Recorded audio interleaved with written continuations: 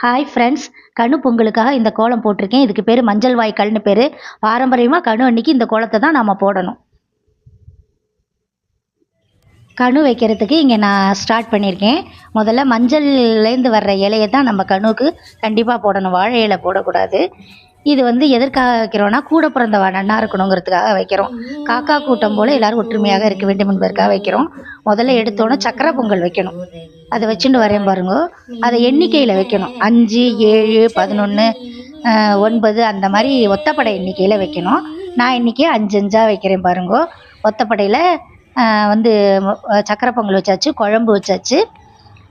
அடுத்து மஞ்சள் கலந்த சாதம் வைக்கணும். சாதத்தில் மஞ்சளை நம்ம அரைச்சி, பச்சை மஞ்சளை அரைச்சி கலந்து மஞ்சள் சாதம் வைக்கணும். அடுத்து தயிர் சாதம் வைக்கணும், வாழைப்பழம் வைக்கணும், கரும்பு வைக்கணும். இதெல்லாம் வச்சு கனுவை நாம் கொண்டாடணும். இது எங்காத்து வழக்கப்படி நான் வச்சுருக்கேன்.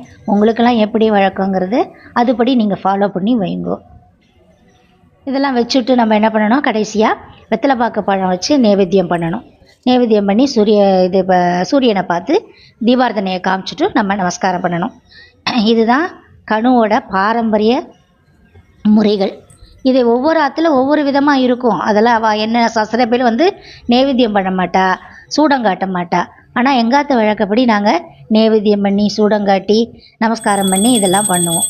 கூட பிறந்தவா நன்னா இருக்கணுங்கிறதுக்காக இது பண்ணுறது. ஆனால் கல்யாண குழந்தையில் அம்மாவத்தில் பண்ணுறது ரொம்ப விசேஷம்.